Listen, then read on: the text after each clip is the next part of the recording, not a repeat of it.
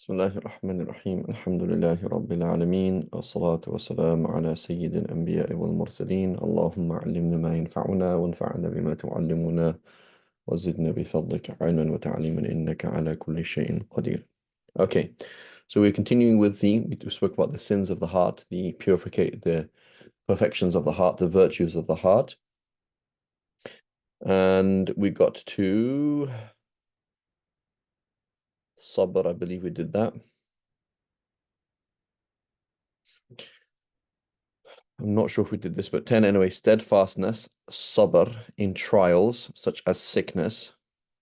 So what's the opposite of that is being frustrated and angry at Allah, right? And this sometimes can be in an indirect way, right? So you don't necessarily have to say something to Allah, but for example, the fact that you are getting irritated and that's not a good sign, right?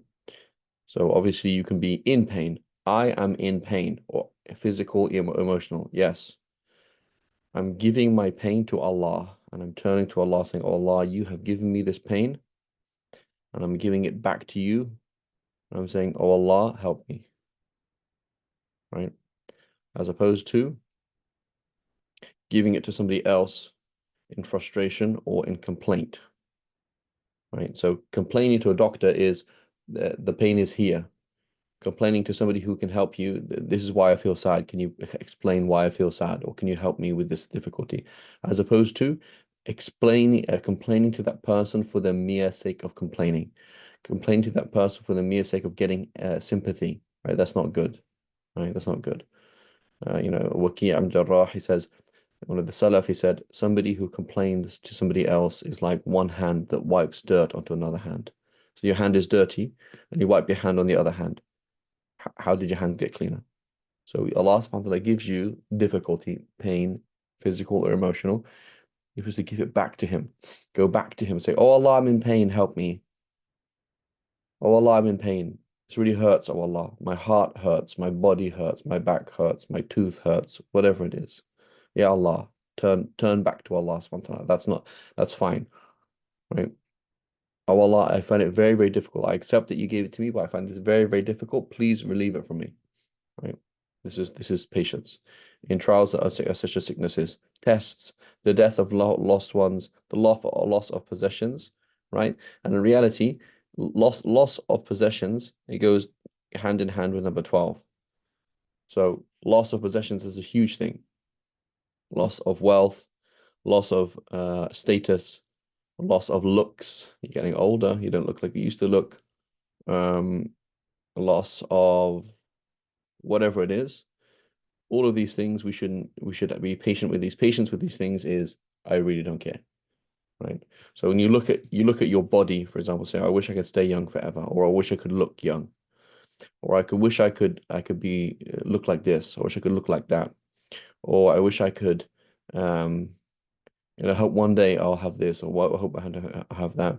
This is all wrong, because it's not haram, but it's all wrong, because it's all part and parcel of loving the dunya, right? And so you make dua for those things out of adab. Say, oh Allah, make me healthy, wealthy, look nice, this. You make dua for those things out of adab with Allah subhanahu wa ta'ala. Because Allah subhanahu wa ta'ala wants you to make dua, right? So every single thing that you want that comes to your mind, you make dua for them, but you don't actually want them, or you don't pursue that want, right?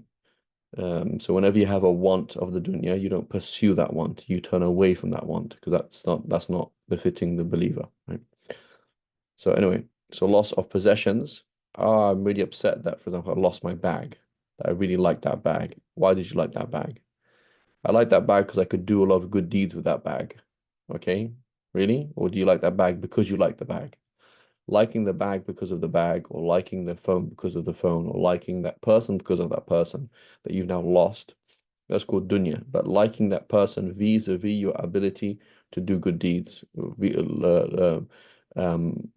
missing something vis-a-vis its ability to do good deeds through it, that's not dunya. Right? So Allah subhanahu wa ta'ala helps us in our attachment to the dunya by taking away the dunya from us. And the rule of people, being patient with the oppression of other people. Someone else is your manager who's driving you insane. Either they're doing something haram, in which case you have to get out of the situation, or this is the situation you are in. You have to see it coming from Allah subhanahu wa ta'ala and deal with it as if it's coming from Allah subhanahu wa ta'ala, right? And so you have to be patient with it. You cannot be, you know, the frustration you have to give back to Allah. Oh Allah, this is extremely difficult that I have this manager or I have this person above me, this adult, this husband, this whatever, somebody above you, right? This is very difficult, the way that they control me. I find it really very abusive or really awkward or whatever it is. You got to bring it back to Allah subhanahu wa ta'ala, right? This is patience, giving your pain back to Allah subhanahu wa ta'ala. 10, be consistency in a worship. So you're not stopping your ibadah because of something happening, right? So if something happens in your life and you have this resentment towards Allah subhanahu wa ta'ala, like, why did that happen? I don't really feel I want to worship Allah subhanahu wa ta'ala. This is wrong, right? Patience to avoid disobedience, right? So having that holding strong and turning away from the haram. So this is a different type of sabr. Number 11, confidence about one's rizq. Whatever Allah subhanahu wa ta'ala will give me will be wonderful. I'm really happy about what's going to happen. Not, I don't know how I'm going to make money. I don't know how things are going to work out. I don't know how my health is going to be. I don't know how my relationships are going to be, right? Relationships as part of your rizq. Health is part of your rizq. Job is part of your rizq. The money is part of your rizq. Looks are part of your rizq. Intellect, your ability to memorize. Oh, I can't memorize this ayah. That's part of your rizq, whether you can memorize the ayah or not. Part of your amal is that you work hard at trying to memorize the ayah. But part of the rizq is whether or not you can memorize it or whether or not you can remember it tomorrow after having had memorized it. Right? So I'm confident Allah subhanahu wa ta'ala will give me exactly what I need to get as close to Him as humanly possible. I don't need to become noticed by other people. I don't need to achieve in other people's eyes. I don't have to stand out. I have to be what Allah subhanahu wa ta'ala wants me to be, and that's all. And Allah subhanahu wa ta'ala will make it work perfectly. Very positive. I am confident Allah subhanahu wa ta'ala will give me everything that I need and it'll work out perfectly. Dislike of the dunya. So that means excess food that you don't need, excess sleep that you don't need, excess things that you don't need. So the believer is the worst consumer ever, right? He is the death of whatever consumerism, because I don't really care. Does the phone work? Yes. Does the car work? Yes. Does the house work? Yes. Is the job okay? Yes. Does your spouse work? Meaning, is this spouse like acceptable for you? Like, you can you live with this person? Yeah, you can live with this person. Okay, then don't keep looking around for other things, right? Many people they want to compare, and then like, oh, maybe I'm kind of cutting myself short. Maybe I'm supposed to be with somebody else, right? So that mentality, the whole mentality, that conversation that could happen between two people, like maybe I'm not really with the right person. Not with the right person is it affecting my deen? Is it affecting my deen, or is it so difficult that I cannot possibly live with this person? Like I'm falling apart and breaking to pieces, as opposed to maybe I could find somebody better. That's love for the dunya, right? Maybe whatever it is. This is love of the dunya, right? And so the dunya is a tool. That's what it is, right? You are trying to screw a nail in, and you need a screwdriver to do it. Any screwdriver, it doesn't matter what color, what size, does the job. Not interested in what kind of screwdriver it is. That's the dunya. Whatever kind of job works, whatever kind of doesn't matter, right? So looking at anything in life and saying, and looking at other than from the point of view of how does this help me worship Allah subhanahu wa ta'ala, this is called dunya. This is called dunya. Right? And so we have to push those things away from our hearts and get rid of those things away and etc. And only use it as a means for Allah subhanahu wa ta'ala. Otherwise it is dunya. And in reality the dunya grows and grows and grows and grows and grows on one until when you become a worldling. And then you become a worldling, you chase off the dunya, and the dunya doesn't stop with halal. It doesn't stop with anything. So somebody who loves the dunya will necessarily start falling into the haram. That's just how it is. Because you're a worldling. So don't be a worldling. Sayyidina Ali, he said, Allah, the dunya and the akhirah, they have children. There's a The dunya has children and the akhirah have children. Make sure you're of the children of the akhirah, not the children of the dunya. And look at the children of the dunya. How do they buy houses? How do they do things? You pick up your phone. If you cannot pick up your phone for the sake of Allah, put it down. That's the dunya. Why are you checking your messages? I don't have a niyyah, then put the phone down, for crying out loud. Right? If there's two cars and you cannot justify buying one car over the other car for the sake of Allah subhanahu wa ta'ala, that's called dunya. If the second bite is not justified for the sake of Allah subhanahu wa ta'ala, in various ways, for example, it could be gratitude. That's one I love, for example, pesto. And I want to eat pesto. When I eat pesto, my heart increases in love for Allah subhanahu wa ta'ala. So I'm going to have some pesto. Okay, great. The Prophet ﷺ said, الطعام الشاكر كالصائم الصابر. Right? The person who enjoys something in the dunya, eats something in the dunya, and is grateful, is like the person who is abstinent in the dunya, who's fasting from the dunya, and is patient. So as long as your heart is not with that car, with that coffee, with that food, with that whatever it is you're doing, that's fine. But 90% of the time it is. So that means you have to cut back on a lot of things. The computer is there. So 99% of the use of the computer, 99% of the use of the phone, 99% of communication. Shahwa, the lust, dunya, just talking. I just want to talk. I like talking. People like to talk, right? Let's talk to Allah, don't talk to people. So the lust of expressing your opinion and having your opinion heard, right? This is dunya. Yeah, so this is a major thing that if we don't get rid of this thing, it's halal in itself, right? Wanting a car is halal in itself, but the want will destroy you. The want will destroy you. So you have to fight this. It's very important. Does that make sense, everybody? Yes. Right. Um, Um, Go would ahead. it be I was just some thoughts on this, what is so you mentioned like for as an example, you mentioned the want to look good. Hmm. Um and I remember like in the last class you mentioned the example of the person you knew who said that thing about like The if way you you work out you should do this because it would make you look ripped and et cetera, et cetera. Um but it wouldn't it be very easy to just change that to something good if your intention was to say like want to look good to improve your relationship with look. your spouse, Yeah. So, but for the test is when you look worse, how do you feel? bad. Yes. Right? So that person now, this person who is chasing after their looks, when they don't look the way that they want to look, they feel bad. That means you love the dunya, right? Hmm. Right. So it's like, why are you buying this new iPhone? I'm buying this new iPhone so that I can do this new ibadah. Okay, fantastic. You lost that phone. You just scratched the screen. How do you feel when you just scratch your screen? Ah, why would you care about that? You should not care about scratching your screen. No, I don't value the screen at all. It's scratched with no fault of mine. I don't care. It's totally irrelevant. It doesn't not there's no change. Didn't even notice it. There's no change in my heart. That means you're not attached to it. Otherwise, you are attached to it, right?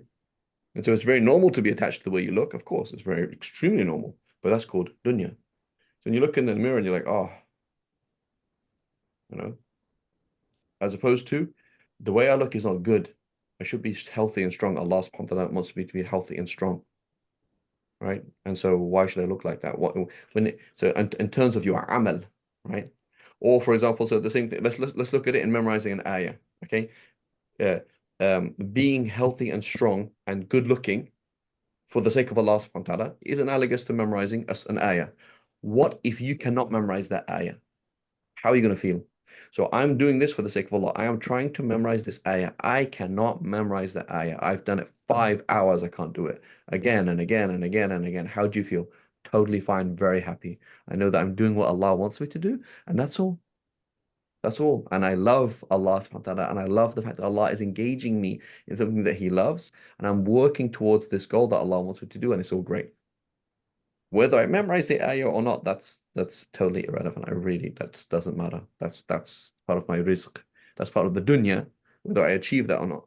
Right? Whether I achieve that or not. But it's whether the akhirah is that what it was like I'm actually doing this good deed day in and day out. So same person, this person's trying to get rid of weight. Like it's really not healthy. I'm overweight and it's not good. Doctor said you need to lose weight. And the more exercise I do, the more weight goes on. How do you feel? Alhamdulillah Rabbil Alameen, 100% happy about it. Not a problem. Don't care about my weight. Look, mirror, I don't care. I'm not interested in it. It's just a computer game. That's all. Right? It's just a computer game. And as long as I'm pressing the right buttons, I'm working towards the goal that Allah has asked me to do. That's all. Don't really care about how I look, how I don't look, whether people like me, they don't like me. That's all. Does that make sense, Badr? Yeah, I understand. Right? And so what happens then is you will taste that love of the dunya. Like, for example, oh my God, I'm out of coffee. Man, who had the la end of the last of the coffee? And so now what's happening in my mind? There's now anger towards that person who took that dunya away from me. Okay, that's called love of the dunya. So I have a whole series of sins that come out. Who had the last of the coffee? They were selfish. They start making riba of my heart. I'm so angry towards that person. I have, because I love the dunya, right? Or I like the way I look and now arrogant about the way I look and arrogant that, oh, I'm going to look like this, right? Or whatever it is, right? Arrogance about something, as opposed to somebody who that's not, I don't care about it in itself. It's just a means for something, right? So, these things come up day in, day out, and it's very important to see that. It's very important to see that. Now, did it make sense? Shams, it make sense? Yeah. Okay. Yes, Sheikh. Okay. So dislike of the dunya. Let's say the hardest thing you hold your children, right? So Nadir, you said you're Palestinian, right? Yes. You have any boys, any sons? Yes, I do. Okay. So now I have sons too. Okay. So Nadir, I want you to go through a emotional experiment. I want you to hold your children in your head, okay, and think how much you love them. And say, and Allah subhanahu wa ta'ala say, Nadir, how much would you pay right now to let your sons die as shuhada today, right this second? And you say, okay, I'll pay $1,000. I say, up the ante. I'll pay $10,000. Up the ante. I'll pay $50,000. I'll pay $100,000. I'll pay $1,000,000. I'll pay $1 billion for my sons to die right now in a way that pleases Allah subhanahu wa ta'ala. That's called dunya. Could you do it or would you not do it? Do you want your sons to die as shuhada, to die as martyrs or not? If you say no, because they're my sons, I can't. Like, I can't put my arms around my sons that I love and think about all the things that have happened with me and their smile and what it feels like to hold them. And then at the same time want to lose them in a way that pleases Allah subhanahu wa ta'ala. I can't. You can't do it. Right? That's called dunya. As opposed to, Wallahi al-azim, I'd love for them to die right now. And I'll be in debt for the rest of my life if that was possible. I will enslave myself if I could lose them in a way that pleases Allah subhanahu wa ta'ala. That's a test, right? And that's where the difference in mice and men, right? That's why the shaheed is so amazing because he gives up everything. It's like I'll lose everything, everything gone. I'm very happy, and I'm happy to do that. Right? Does that make sense, everybody? Yes. And these are easy words to say, right? Easy words to say. Hard things to do. Hostility towards the nafs and towards the shaitan. So you are somebody who identifies what your nafs is and hates it. Whenever that feeling comes up and you hate it. Whenever the shaitan comes in and you hate it, that's called iman. That's called iman. And that's part of your ihsan. As opposed to, what are you talking about? Like it's me. I identify with my nafs and I identify with the shaitan. So then anybody who challenges my nafs or anybody who challenges shaitan is my enemy. Right? So you feel that when you feel disgust towards your laziness, you feel a disgust towards your whatever attachment to the dunya. This is a perfection of the heart, as opposed to, yeah, it's fine. This is, my money, my stuff. I can do what I want with it. What's your problem, right?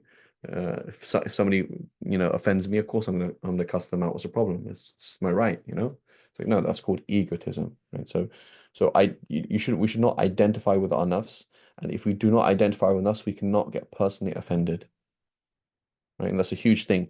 How do you save yourself from being offended by others? Don't identify with yourself. You see yourself as a third person. Well, I don't even identify with that person, right? So therefore, it's easy to give because it's not you, and it's easy to be criticized because it's not you, and it's easy to change because it's not you, right? And that's a beautiful state to be in. Love of Allah, His Messenger, His companions, His family, the Salaf, the second generation of Muslims, Tabi'un, and the righteous. So love of the righteous people. You love righteous people, right? And so, um, and you want the good for them. Whenever you hear about them, you're happy about them, and it's a beautiful thing, and you want to be around with them, right? And so the default then is that somebody who's like, yeah, why do you live where you live? Oh, I live where I live because this is the circumstance I'm in. But otherwise, I would want to live always around righteous people. That's what I want to do. Be around them. That's all. Satisfaction with Allah subhanahu wa ta'ala, very, very happy. And again, if you can't do it, at least fake it till you make it. Look in the mirror and you're honestly not happy with what you see. Say, Alhamdulillah Rabbil Alameen, Allah made me the most perfect way possible and the best way for me. And I'm very, very happy with it. Say it with your lips. You stub your toe. Alhamdulillah Rabbil Alameen. Say it, even though it's burning inside. Already hurts. And why did that happen? Say, Alhamdulillah Rabbil Alameen. Right? You lose somebody close to you. It really hurts. Say, Alhamdulillah Rabbil Alameen. Say it with your tongue, even if you can't feel it inside.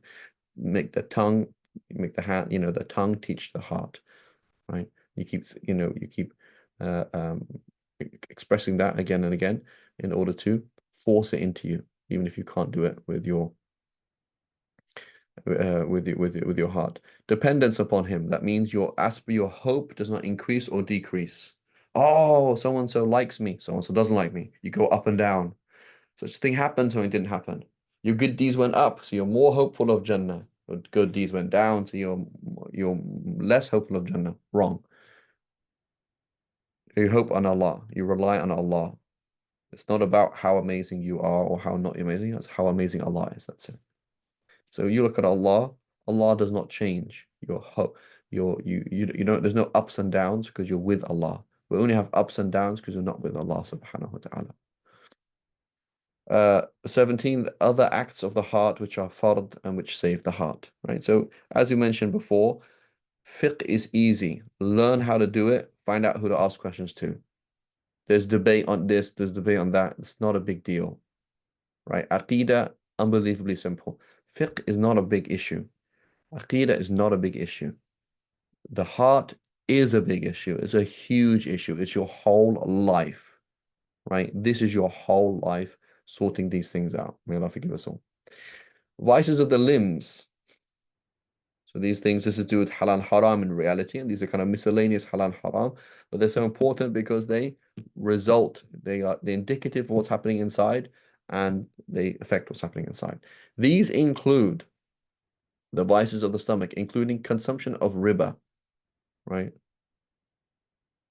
Drinking any intoxicant or any drug whatsoever, consuming the wealth of an orphan or anybody else, all foods and drinks which Allah has made forbidden, right? So extremely important thing, be very careful about your income and be very careful about the food that you eat, and things will be much easier in your deen. Don't be very complacent about your income and complacent about the food that you eat. It's going to be a problem.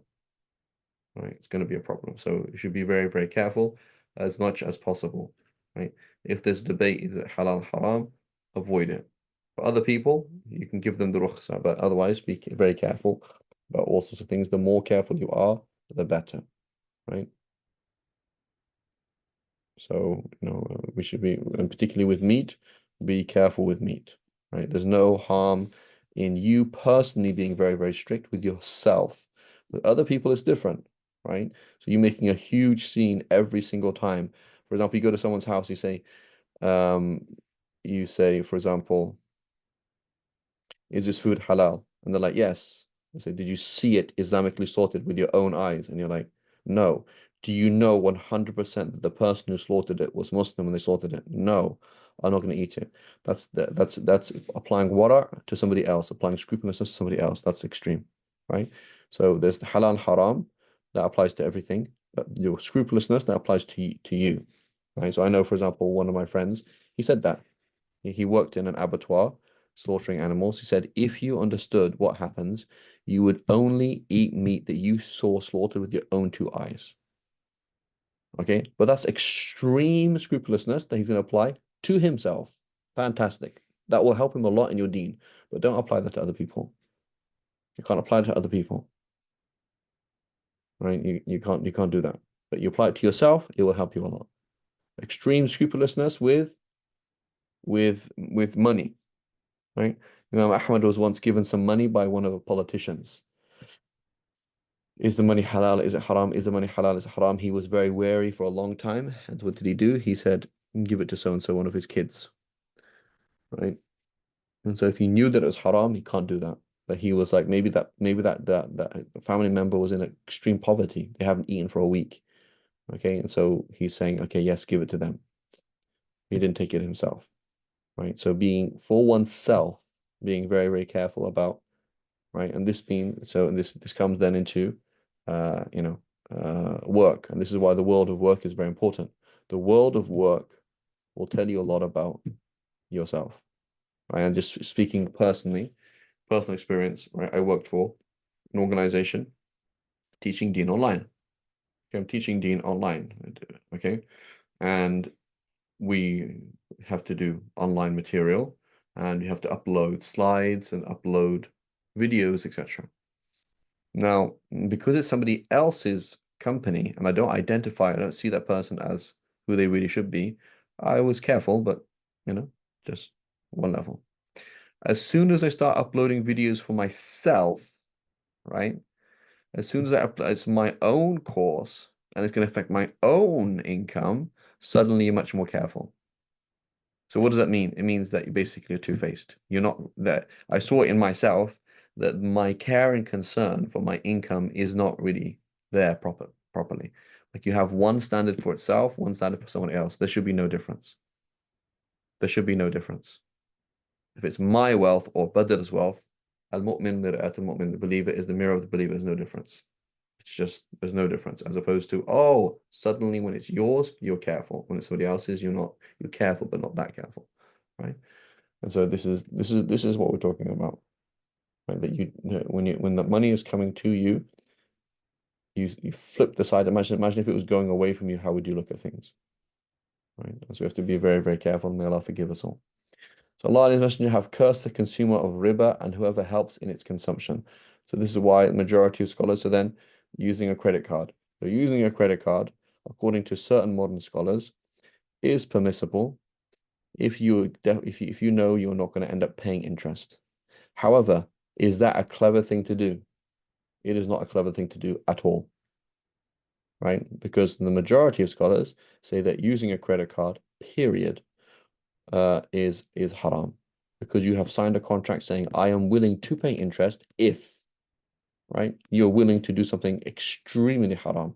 So now I'm using a credit card. I'm borrowing money from a bank which is involved in interest and I'm using it to buy food. It's not a good idea to buy food with a credit card. It's not a good idea to pay rent with a credit card. Credit card is a bad thing. We don't want to be involved in that. In fact, banks, period, are a bad thing, right? So now the same thing. What is a bank? A bank is like the mafia, right? It's like the mafia. So the reason why I use a bank is I don't have a choice. So the only way that I can get an income is that person who's going to pay me to give the money to the mafia, and then the mafia is going to mix my money up with all their cursed money, and then I'm going to take out the money that they owe to me from that. Is that a good source of money? No, it is not a good source of money. And I'm only going to deal with a bank because I have to. I don't have a choice. So having that in mind, like I don't want to be involved with credit cards. I don't want these things. It's like working with the money from a brothel, right? Imagine, for example, I had to, the money is someone's gonna send the money to a pimp, may Allah protect us all, and then he's gonna send me the money in another cash. Like, where's that money? What's that money mixed up with? I don't want to be involved in that. That's disgusting. I don't want to be involved in it. Drug money, all this kind of, I don't know, it's horrible, right? And so a sane person, may Allah protect us all and give us sanity, would be something I don't want to be involved in this at all. I'm only involved because I don't have a choice. If I didn't use a credit card to buy this thing, it would cause me all sorts of problems. Maybe I couldn't buy it. Maybe I would be vulnerable to all sorts of abuse. I wouldn't be able to, for example, protect the payment or whatever it is. So using a credit card is like I'm playing with fire, right? I'm juggling with live guns. I don't want to do that unless I'm forced. Putting money in a bank account, I don't want to do that, but I'm forced. I don't have any other way to do things. So when it comes to halal haram, alhamdulillah rabbil alameen, the fatwa is there. When it comes to the attitude, I don't like this place. I don't want the good. I don't the whole idea of a bank. I only go to a bank when I'm forced to. I'm only dealing with them because I'm forced to, because this whole thing is cursed and it's affecting my income. It's affecting my food. It's affecting my house. I don't want to be involved in these things, let alone somebody, may Allah protect us all, just totally involved in riba, right? They're just totally insane. May Allah protect us. The Messenger of Allah sallallahu alaihi wasallam cursed a drinker of wine and whoever helps him in its drinking, including the one who sold it to him. Right. So being involved in these things, I don't want to be involved. I'm only involved because I have to, and I really don't like it. That's the attitude that we should have. Does that make sense, inshallah? Yes. Okay. So just going to the fiqh side of it, the default hukm on opening a bank account is that it's haram. Meaning Badr lends money to other people at interest. Okay. Badr, he gets his $10, he lends $10 to somebody and he gets back $11. Okay. That's what Badr does. And I know he does that. So now Badr says, lend me $10. What is Badr going to do with that $10? He is going to lend it to someone else and get 11 back. So I am doing i'ana al-haram. I am helping Badr do the haram. That is haram, right? That's what a bank account is. You open a bank account, you deposit money, which is a loan. It's a loan. When you deposit money, it's a loan. And then you take out that money, you reclaim that debt whenever you want through a debit card or through, taking out of the bank account. That's what a loan, that's what a bank account is. And so the default hukm on a bank account is that it is haram. Okay, well, why do you have a bank account then? Well, how else am I supposed to function in the modern world without bank account? So if you asked me and everybody else in the world to stop using a bank account, we would all stop functioning. And so we say al-haja tanzilat manzilat al-darura. We say the overall widespread need for people to buy and sell and transact and receive salaries, etc., is treated darura. So I'm allowed to do this, but I don't like doing this, and I know what it is, and I look at it with disgust. Right? I look at it with disgust and I don't want to be involved. And I'm like, I don't feel comfortable with the money that's coming to me. That's the mentality that we should have. So if you can live on some desert island with your sheep, Bismillah, fantastic. In Arabic, they refer to sheep as al-halal. These are halal, ra'i halal. This person is a shepherd of halal. Why do they call it halal? Because they understand that a shepherd, his life is very simple and therefore very halal. You take the sheep out, they graze, you make milk and you sell it, or you sell the animals. Like that's how it works. Everybody else is mixing with cheating, with this, with that. It's not a very clean picture. And so we should just be as careful as possible and have at least the mentality, right? I'm not trying to say we should live on a mountain somewhere in the middle of nowhere, but the mentality, like, I don't want to be involved in this messed up, ugly, disgusting system. It affects my food, it affects my body, it affects my deen. I don't like it. Okay, and hatred of it is part of Iman. So somebody, for example, somebody who has to walk, I have to go into a brothel in order to save someone's life. I am an ER doctor. And there's somebody who is choking to death, and they call 911, and I have to go into a brothel in order to do that. When I walk in and I hate the place, that's part of my Iman, and I get ajr for that. I have reward for that. as opposed to somebody like, oh, this is life, deal with it. Banks are just there. It's okay, I deal with it. No, I hate it, but I have to walk in there, right? I have to go in there, right? And so it's also a point of fiqh is it is haram to enter a place of sin like a brothel, like a bar, like a bank, right? Without a need. So if you have no need to go in there, it is haram for you to walk in there. You cannot walk into a bank. If your kids can sit in the car safely, do not take them into the bank. If they're not safe, take them into the bank, knowing that you're taking into a place like a brothel. You would never take your kids into a brothel, would you? Right? So that's what a bank is. That's what it's made for. It's built for sin. You would never take your kids into a bar, but you have to because that's the only situation that you're allowed to do in that whatever the situation that comes. You have to go in there for that reason. Fine, but you're not comfortable there. You don't want to be in that situation at all. May Allah protect us all. So the fifth point is it is haram to go to a place created for sin, based for sin, unless you have some pressing need. Okay, the vices of the tongue. These are numerous. They include backbiting. So backbiting in reality goes back to certain sins of the heart, right? But what it does is whenever you have an action that is symptomatic of the sin of the heart, when you do it, you increase that sin. So I have, for example, pride. I have disdain. I have hatred towards somebody. So then I backbite about them. The hatred increases. The pride that I have increases. Okay, the grudge I have increases. So whenever you act upon a disease, you increase that disease. Whenever you act upon a perfection, you increase that perfection.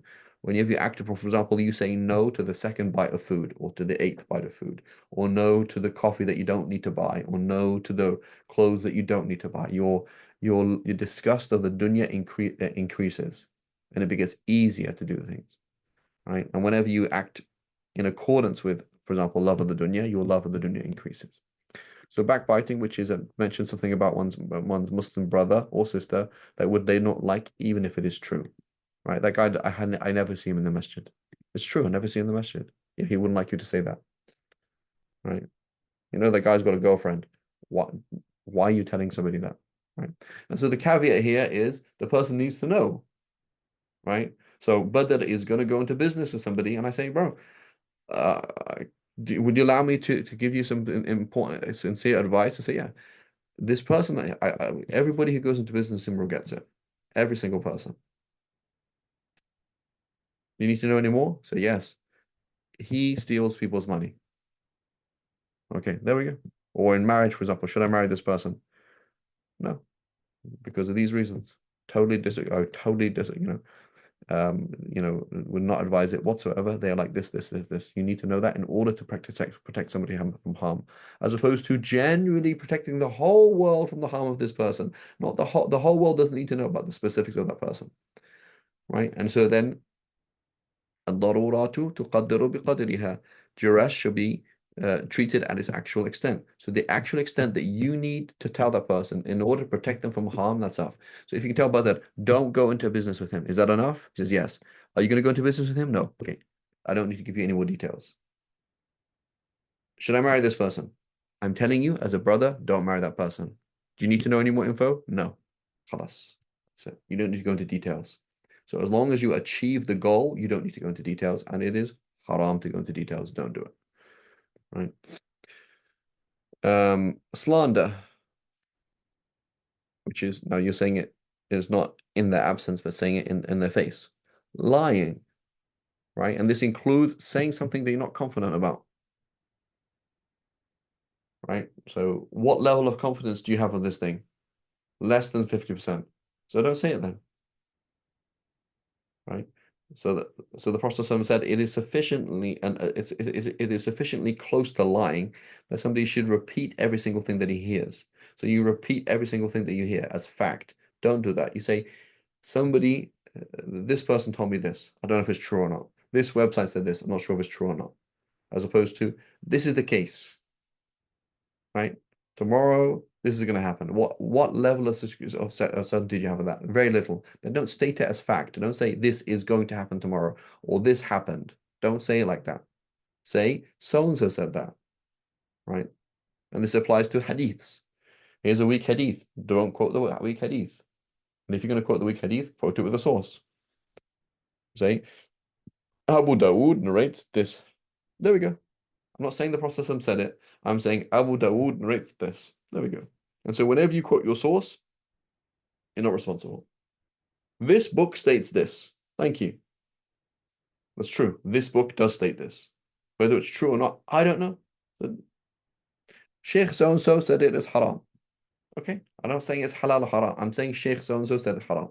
I'm not responsible for that statement. When I say it is haram or it is halal, I'm responsible for knowing with a relative certainty that that's the case. Otherwise, I'm lying, right? So when I give a fatwa without knowing and without checking, I'm a liar even if it's true. If you quote a hadith without checking it, you're a liar even if it's true. If you quote a historical fact that sounds really interesting and you have no certainty in that whatsoever, you're a liar even if it's true. So you have to either quote your sources or be relatively confident. Yeah, I've heard that hadith thousands of times. Of course, it's a hadith. Of course, it's haram. I've heard that tons of times, right? If it's something obvious and normal, then fine.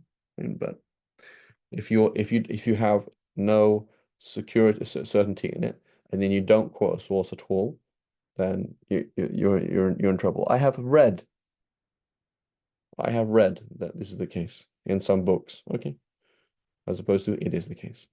Abusing, insults, cursing, and many things besides, right? So this is a major problem, saying bad words, right? And Al-Jahil, he says something. I'm going to quote this very important quote. Um,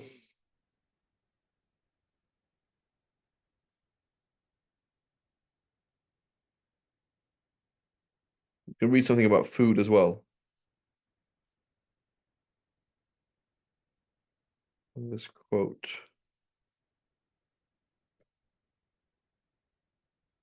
Um,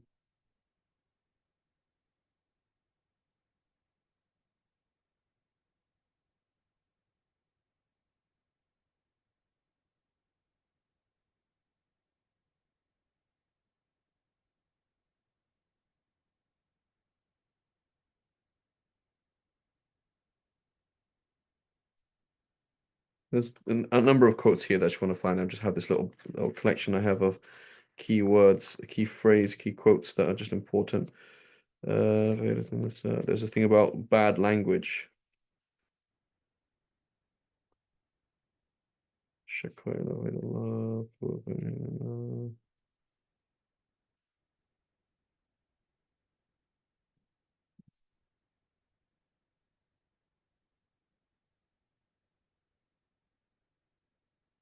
Yeah, there's another thing here. There's so many things here I need to just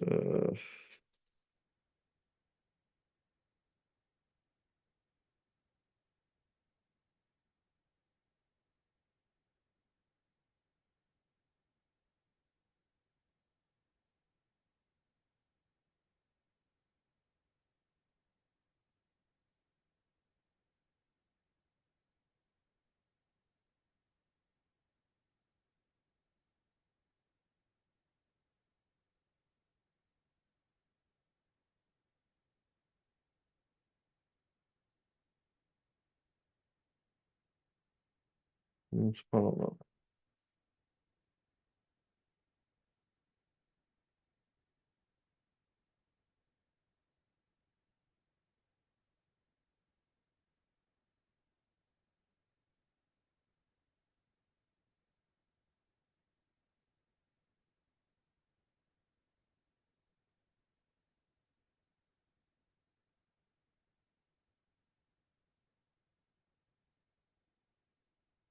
So right now I'm trying to find a question.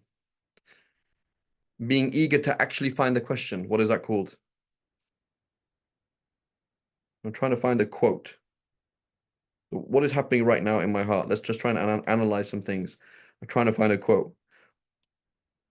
What is it called if I'm, for example, embarrassed if I cannot find the quote? What's that called? Dunya? It's dunya, right? Why are you embarrassed if you can't find a quote? Are you here to impress people that you know things? That you can find things? No. You're here to guide. If you can guide, alhamdulillah, Rabbil Alameen. Can't find something, doesn't matter. That's irrelevant. I'm trying to find this thing. But it might be, for example, I'm really keen. So I say, I'm really keen to find this quote because it's so important, because it helps people. Okay, that's called keenness for other people. Like I really want to help other people. That's good. As opposed to keen it because I really have to quote. I think some people are just very picky about things. Like, why? Why are you so picky about something? Why do you need that? So generally speaking, being picky about anything is a sign of the dunya. Like I really needed my coffee to be like this. Why? Why do you need your coffee to be like that? Doesn't matter. Why did you getting picky about how people park your car? Doesn't matter. Park my car however you want, as long as it's in a halal way, it doesn't disturb other people. Can't find the quote. So Al-Jahid, he's talking about good speech and diction, right? He's a scholar of Arabic language. So he says, realize that good diction, so bad diction, like you speaking in a bad way the way that you phrase things and the way that you organize your sentences, etc. It spreads much more than and faster than bad words, because bad words and bad diction and cussing, using swear words, he says it spreads it spreads much faster, and it's more easily absorbed. Right. So for you, for example, to drive past somebody listening to some music and they say something sexual, something bad language, aggressive, or whatever it is, and for it to stick in your head is very easy. And for it to come onto your tongue is very easy, as opposed to dhikr, for example, praise of Allah subhanahu wa ta'ala, abstinence. It's very hard for that thing to set in your mind and your heart and set on your tongue. So you should be very, very careful of that. So that's why 99% of television, I mean screens, throw it out the window, right? There was one sheikh, for example, he said, I'm just going to use the word so that you understand it. He said, oh, that's a load of BS, right? Forgive me for using the word. And I was like, Sheikh, you can't use that word. That's haram. We all know what it stands for. That's haram. You can't use that word. And he said, Astaghfirullah. I'm saying these words because I keep hearing it from my students. So that's like, subhanAllah, like he's trying to guide people and he's being kind to his students, not like, slamming them every 2 minutes. They use a word that's fairly normal, right? It's fairly normal among quite a lot of people. Many people, unfortunately, use bad words. And so he's ending up doing something haram because through guiding people. So what about somebody who's just hanging out with people who say all sorts of crazy things? So do not expose your mind, your heart, your eyes to crazy people, because you will end up being a crazy person. So here about sins of the tongue. Okay, sins of the tongue. At-Tirmidhi, Ibn Abi Dunya, and others, they narrate from Anas, right? I believe the hadith is from A'mash from Anas, so the hadith is weak. There's a gap in the chain. But Anas, he said, there was a young man, right? There's a young man who died as a shaheed at Uhud, and uh, and not only what did he die as a shaheed, but he was extremely hungry. So he died at Uhud. He died, and he had a rock tied around his stomach because he was so hungry. So not only did he die as a shaheed, but he had died in extreme hunger, sacrificing his own food for other people. And so his mother was wiping the dust off his face, and she said, "Good job, boy. Good job." Right? And the Prophet ﷺ said, and he said, وَهَنِيئًا لَكَ يَا بُنَيَّ الْجَنَّةِ. Good job, you're going to go to Jannah. فقال النبي صلى الله عليه وسلم ما يدريك لعله كان يتكلم فيما لا يعنيه ويمنع ما لا يضره. Right? He said, it may well have been that he used to say things that did not concern him. Or he used to withhold that which did not harm him, i.e., he had money to give, he didn't give it. And maybe he said things that he didn't have to say. Subhanallah. He's not even talking about ghibah. He said words that he did not have to say. He just idle talk, right? So idle talk, that is the iPhone. That is the internet. You're just there, right? And subhanallah, the hadith is weak, Allahu alam, right? But let's assume that it's true. Let's assume this did actually happen. We don't know. There's a gap in the chain. Maybe there's an error. We don't know. But imagine this person dies as a shaheed, sacrificing things, and what stops him from getting his reward or stops him from getting the Jannah is the fact that he just said things he shouldn't have said.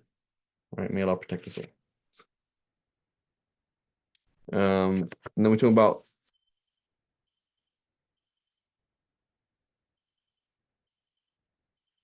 okay, give me a second, please.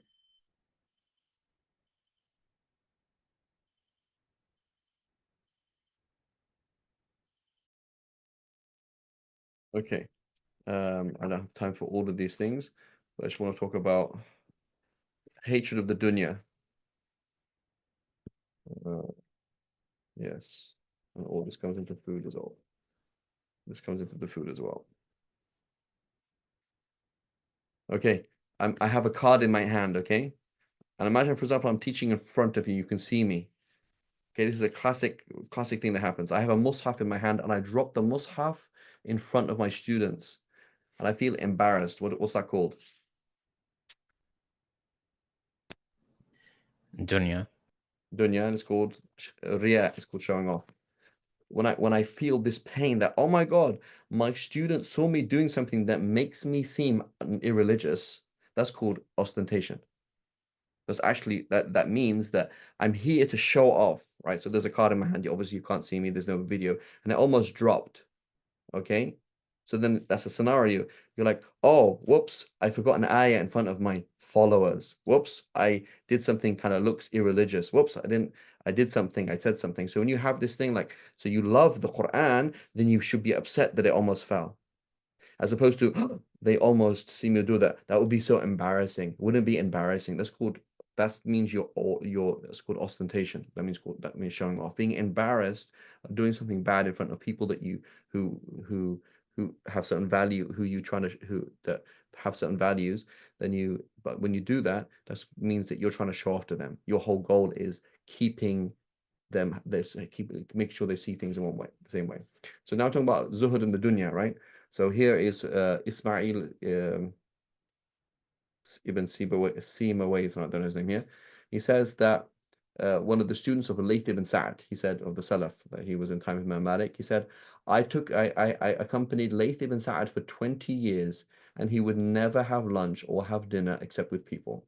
He would not eat for himself. Food for him was a way to bond with other people and to share with other people. It was not something that he did by himself. So I'm not saying don't eat by yourself, but I'm trying to say he only treated food as ibadah. That was all. 20 years. Al-Hasan al-Basri, he says, I have met people that have never, for 70 years, have never asked their family to make any particular food ever. So you might ask your wife, could you please make me this to please her, say, make her feel special. Oh, my husband really wants me to make something nice for her. I made it for him. So she feels included. She feels special, as opposed to, I really want this food, right? It doesn't matter what food it is, as long as it does the job, right? If I really need healthy food, please, I need lots of vegetables. Please, I can't deal with that kind of much fat, whatever. That's fine. That's not for the sake of your nafs. But I really want this particular food. Why? Right? So just avoid these things. Just don't particularly this or particularly that, just whatever, right? Turn away from these things because this is part of the dunya. Qadi Abu Yusuf, right? This is the head of this is the head chief justice of the Abbasid Empire, right? Student of Imam Abu Hanifa. He said from Ibrahim, from Aisha radiallahu anha, that she said the Prophet sallallahu alaihi wasallam's family never ever ate their full for and from even barley bread for 3 days in a row. So you would never find that they had ate their full 3 days in a row. Maybe one day yes, maybe next day no, right? Until the Prophet ﷺ passed away, and the dunya remained asira kedira, difficult and murky. It was very hard to live life. Things are really difficult until the Prophet ﷺ passed away. When the Prophet ﷺ passed away, the dunya became super easy. Affluence became widespread. So is affluence a good thing? No. There's nothing wrong with trying to make tons and tons of money. But seeking affluence for the sake of affluence, thinking that affluence is a good thing.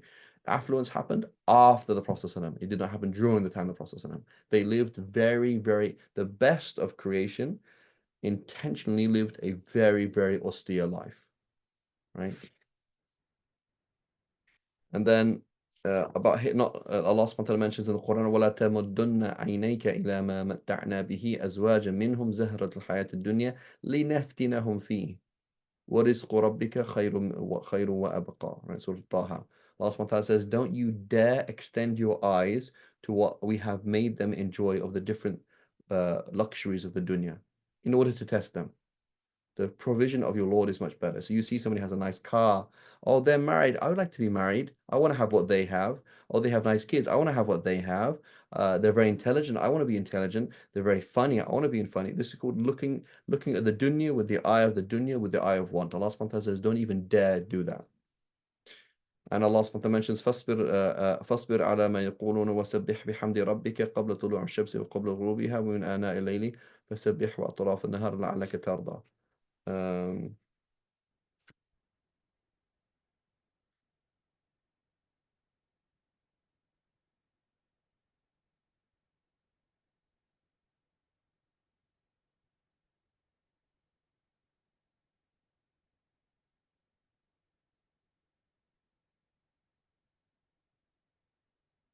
Right, and here's another quote about the dunya. That Amr ibn Hubayra, he was in charge of Iraq under Yazid ibn Abdul Malik for 6 years. And so he said, somebody I can't quite see here. Oh yeah, so Hassan al-Basri said to the religious people around this ruler. He said, "Why are you here? Why are you sitting here in front of this ruler? By Allah, if you didn't care about the dunya, and you didn't care about what these rulers are gonna give you of money, they would want what you have. Like if you were religious people and you keep going to the people of the dunya trying to get their dunya, then you don't help them. But if you turned away from what they have and you didn't care about what they have, they would want what you have. But rather, لَكِنَّكُمْ رَغِبْتُمْ فِي مَا عِنْدَهُمْ فَزَهِدُوا فِي مَا عِنْدَكُمْ. So now, because you have gone to the people of the dunya and you're trying to get what the people of dunya have, then you religious people have now turned the people of dunya away from what you have, deen, and you've embarrassed everybody, right? فَضَحْتُمَ الْقُرَّاء. The qurra, the religious people, you've embarrassed them. فَضَحَكُمُ اللَّهُ. May Allah embarrass you. Right? So don't turn to the dunya. It's disgusting and it hurt and don't turn your kids to the dunya, don't do these things, and don't be a worldling. May Allah protect us all.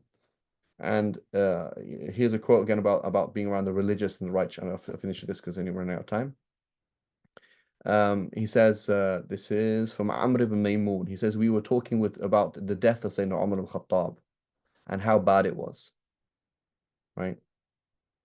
I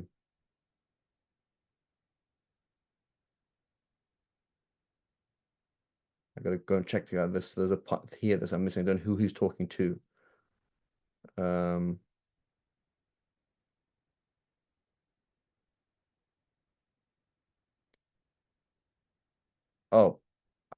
Kunna. Okay, fine. So we were with Amr ibn Maymun, and he was saying, oh my God, Sayyidina Umar is dead. It's so bad. What are we going to do? قال أنتم تحبون أن تبقى الدنيا. So you people love for the dunya to remain. وقد أبى الله إلا فناءها. And Allah subhanahu wa ta'ala has refused that it should remain. وإنما تبقى الدنيا بذهاب الصالحين. The dunya only remains here by the fact that there's righteous people. When those righteous people disappear, Allah subhanahu wa ta'ala gets rid of the dunya. Right? So the dunya is sustained. Like the substrate of the dunya, the substrate of this universe is through righteous people. And if they're not there, then nothing is left. And I didn't have time to read the other things. May Allah forgive us, inshallah. But the most important quote was what? 2 quotes. Perhaps he was saying things that he shouldn't have said. So we should be very, very careful about speaking when we shouldn't speak. And what? No, and number 2 is the spread of muck. Muck spreads very easily. Cleanliness does not spread very easily. So don't unnecessarily expose yourself to filth of the mind, of the ears, of the heart, etc. And I think it was all subhanallah wa bihamdik ashhadu an la ilaha illa ant nastaghfiruka wa natubu ilayk.